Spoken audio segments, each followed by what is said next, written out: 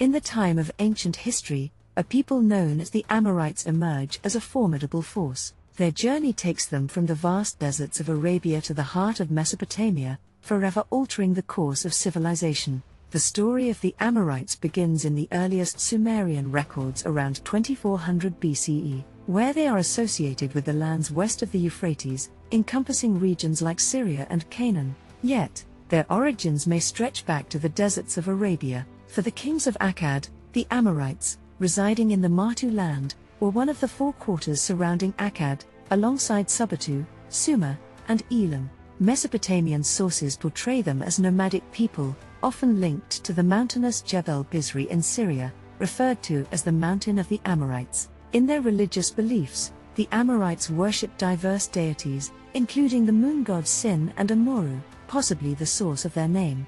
Amurru, sometimes described as a shepherd and the son of the Mesopotamian sky god Anu, bore titles like Lord of the Mountain and He who dwells on the pure mountain. Intriguingly, some scholars suggest that Amurru might be closely connected to the biblical El Shaddai, the heavenly mountain deity venerated by figures like Abraham, Isaac, and Jacob.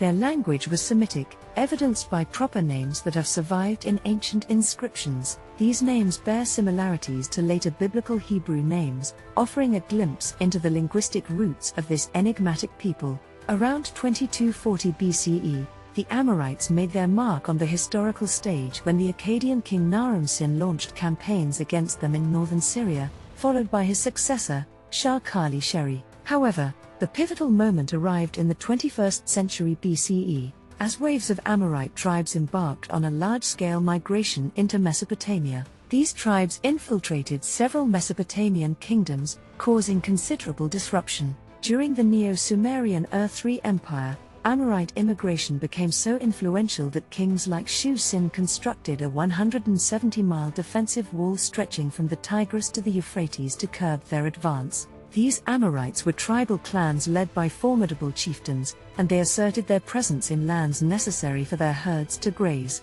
Some contemporary Akkadian literature disparaged the Amorites, portraying their nomadic lifestyle as crude and uncivilized. As the Ur-III Empire crumbled and its regions regained independence, the Amorites seized opportunities to rise to power. Elamite invasions further weakened the empire, rendering it vulnerable.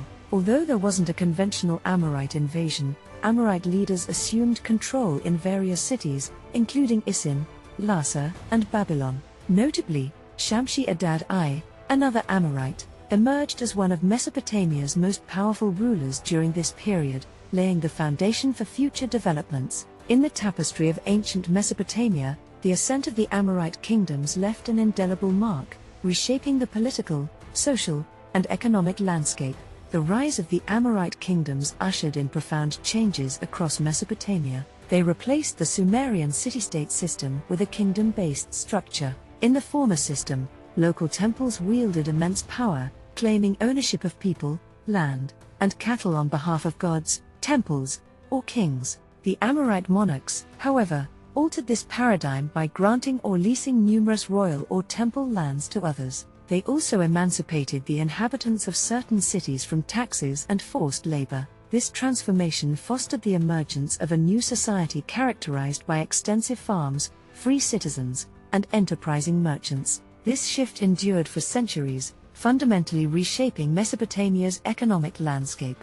Though priests continued to serve their deities and guide the spiritual lives of the people, the economic sphere was no longer exclusively within their purview. The populace continued to venerate the Sumerian gods, preserving the ancient myths and epic tales. However, religious changes were afoot, especially with the ascent of the storm god Marduk as the chief deity. The Enuma Elish, an epic myth, dramatically narrated Marduk's rise to preeminence. In the realm of art, there was little to distinguish this period from the preceding Ur-III era. The era of the Amorite kingdoms, spanning from circa 2000 to 1600 BCE, is often referred to as the Amorite period in Mesopotamian history. Major Amorite dynasties emerged in influential centers like Mari, Yumkad, Katna, Ozor, under Shamshi-Adad I, Isin, Lhasa, and Babylon. This epoch culminated with the Hittite capture of Babylon circa 1595 BCE,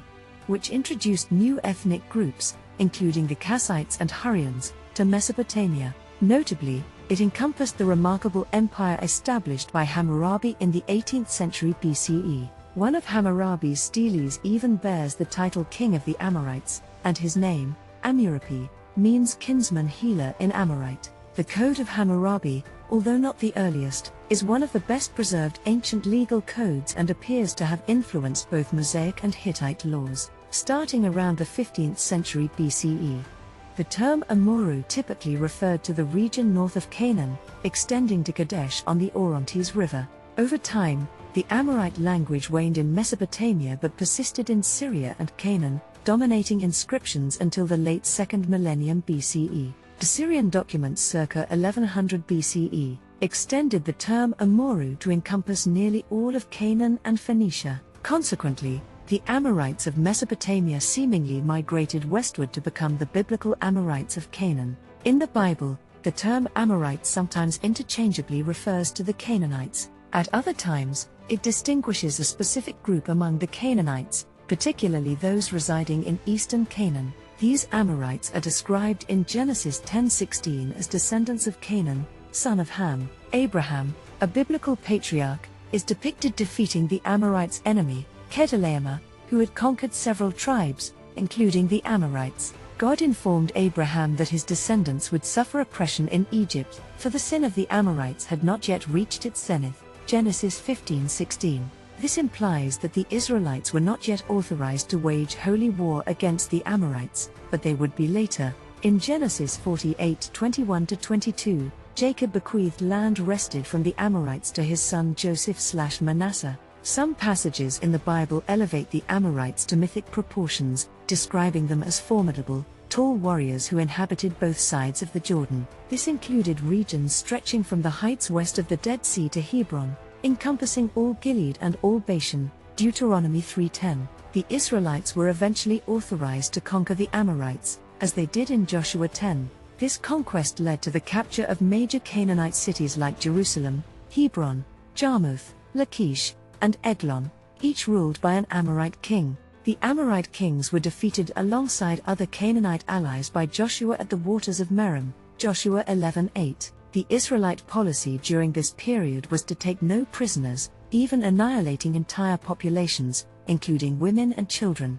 During the time of the Judges, the tribe of Joseph pressed the Amorites in regions like Mount Heres, Ayalon, and Shalbim into forced labor, Judges 1:35. Samuel's era marked peace between the Amorites and Israelites, 1 Samuel 7:14. Although the Amorites featured prominently in biblical narratives, especially during the conquest of Canaan, they eventually faded into history, with some possibly merging into other civilizations and groups.